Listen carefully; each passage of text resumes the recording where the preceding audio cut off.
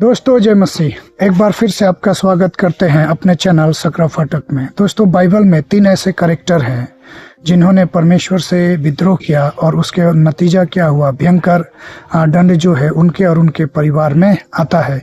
तो दोस्तों वो कौन से ऐसे 3 व्यक्ति हैं और इनसे हमें क्या सीख मिलता है, ये हम चल करके देखते हैं दोस्तों। तो दोस्तों जब हम उत्पत्ति की पुस्तक को पढ़ते हैं तो हम पाते हैं 4 अध्याय में कि कैन ने हाबिल का हत्या किया। तो उसने ये हत्या क्यों किया? क्या हाबिल ने कैन के साथ में कुछ बुरा व्यवहार किया था या क्या किया था? दोस्तों बाइबल ऐसा कुछ भी हमको नहीं बताती है कि कैन ने किसी भी प्रकार का, हाबिल ने कैन के साथ में किसी भी प्रकार का कोई भी बुरा व्यवहार किया था। दोस्तों दोनों भाई जो है अपने अपने हिसाब से परमेश्वर के पास में बलि लेकर के आते हैं और अपना अपना बलि जो है परमेश्वर को भेंट करते हैं। मगर परमेश्वर जो है हाबिल का जो बलि है, हाबिल का जो भेंट है वो ग्रहण कर लेता है और कैन का जो भेंट जो है वो परमेश्वर ग्रहण नहीं करता है। इसके वजह से कैन जो है हाबिल के परमेश्वर के ऊपर में गुस्सा हो जाता है, ईर्ष्या से भर जाता है और अपने भाई की हत्या कर देता है। और जब परमेश्वर उसे पूछता है कि तूने क्या किया, तेरा भाई कहाँ है, तो कहता है क्या मैं अपने भाई का ठिका लेकर के रखा हूँ? तब परमेश्वर उससे कहता है कि तुमने जो अपने भाई की हत्या की है और उसका लहू जो है, भूमि जो है उसके लहू को पी करके श्रापित हो चुका है। अब तू इस पृथ्वी पर क्या होगा? भगोरा होगा। तो दोस्तों हम देखते हैं कि एक छोटा सा गलत स्टेप जो है हमारे जीवन में किस प्रकार के दुष्परिणाम को लेकर के आता है, या हम देखते हैं दोस्तों। अगर हम इन बातों को देखते हैं उत्पत्ति 4 का 1 से 11 तक में, तो कैन जो है हाबिल की हत्या कर देता है। मगर बाइबल जो है कभी भी किसी के बारे में ये नहीं बताती है कि कैन और हाबिल में से किसने क्या गलतियां किया था। हाबिल ने किसी प्रकार का कोई भी गलती नहीं किया था, मगर कैन के बारे में ऐसा कुछ भी बाइबल जो है नहीं बताती है कि उसने किस प्रकार का अधर्म या किस प्रकार की गलतियां किया था। फिर भी हाबिल का जो भेंट है वो परमेश्वर ग्रहण करता है और कैन का भेंट जो है ग्रहण नहीं करता है, और कैन जो है हाबिल की हत्या कर देता है और इस प्रकार वो हत्या पाप का दोषी बनता है और वो पृथ्वी पे भगोरा हो जाता है। दूसरा जो भ्रष्ट आदमी है वो एक भविष्यवक्ता है जिसका नाम बिलाम है। दोस्तों इसके बारे में हम गिनती 22 का 1 से 5 तक पढ़ते हैं।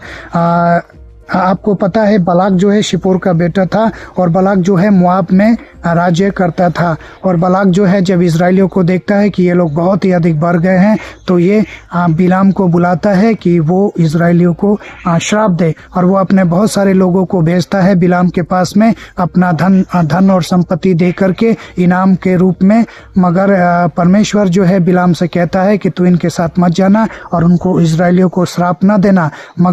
मगर बार बार बिलाम जो है क्या कहता है, परमेश्वर से पूछने के लिए जाता है क्या मैं चला जाऊं। अंत में परमेश्वर जो है नाराज हो जाते हैं और कहते हैं कि तू चला जा। और रास्ते में क्या होता है आपको पता चलता है। और इस प्रकार स्वर्गदूत जो है उससे रास्ते में मिलता है और उसको फिर से आदेश देता है कि तू इजराइलियों के प्रति श्राप न देना, और वो जाता है और इजराइलियों को आशीष देकर के आता है। मगर उसका जो तृष्णा है, धन का जो लालच है उसके अंदर में, वो उसका लालच जो है कम नहीं होता है, और वो क्या करता है कि इनाम पाने के लिए वो मोआब को जो है गलत तरीके बता देता है कि ये तरीका अगर अपनाया जाए तो इजरायली लोग जो है भ्रष्ट हो जाएंगे और परमेश्वर उनसे रुष्ट हो जाएगा और तुम लोग उसके ऊपर में जयवंत हो जाओगे। वो क्या आदेश, क्या बुद्धि देता है, क्या सलाह देता है? वो देता है कि उन लोगों को मूर्ति पूजा में फंसा दो और दूसरा व्यभिचार में फंसा दो। और बिलाम को बलाक को ये बातें बिलाम की पसंद आती है और वो ऐसा ही करता है और बहुत सारे इजरायलियों को इन पापों में, व्यभिचार में और मूर्ति पूजा में फंसा देता है, जिसका दंड जो है बहुत भयंकर होता है। शायद 24,000 लोग जो है मारे जाते हैं। दूसरा व्यक्ति है कोरा। दोस्तों हम कोरा के बारे में देखते हैं कि गिनती की ही पुस्तक में दोस्तों, गिनती में जब हम देखते हैं कोरा जो है और उसके जो कुछ साथी लोग तकरीबन 250 लोग जो होते हैं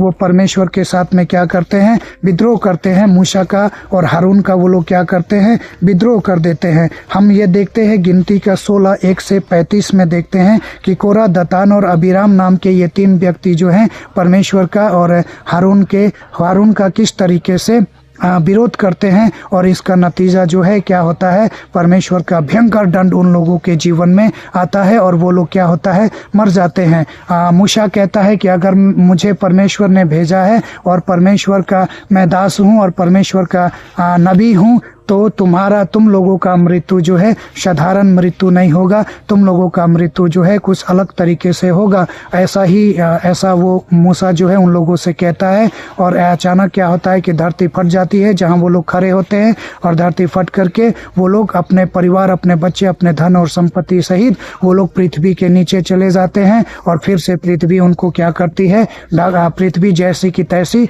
हो जाती है। तो इस प्रकार अगर हम परमेश्वर के नबी का, परमेश्वर के भविष्यवक्ता के बारे में कुछ भी, किसी भी प्रकार का अगर विरोध करते हैं, किसी भी प्रकार का अगर कुछ भी बातें हमने बोल दिया है, तो परमेश्वर से हमको क्षमा मांगना चाहिए। परमेश्वर से हमें कहना चाहिए कि परमेश्वर आप हमें क्षमा कर दीजिए। ये तीनों व्यक्ति जो है दृष्टांत के रूप में कार्य करते हैं, चाहे नया नियम हो या पुराना नियम हो। पुराने नए नियम में बार बार इन तीनों का जिक्र आता है कि इन लोगों ने किस तरीके से परमेश्वर के लोगों का और परमेश्वर का विद्रोह किया और जिसके वजह से इन लोगों के जीवन में दंड आया और ये लोग दंड के भागी हुए और जीते जी नरक में चले गए। तो दोस्तों हमको कोई भी ऐसा कार्य नहीं करना चाहिए। हमारे ऊपर जो अगुआ ठहराए गए हैं, हमारे ऊपर जो लीडर ठहराए गए हैं, उनके विरोध में हमें किसी भी प्रकार का कोई भी गलत कार्य नहीं करना चाहिए, क्योंकि वो जो हमारे लिए ठहराए जाते हैं या हमारे लिए भेजे जाते हैं, वो ऐसे ही संसार से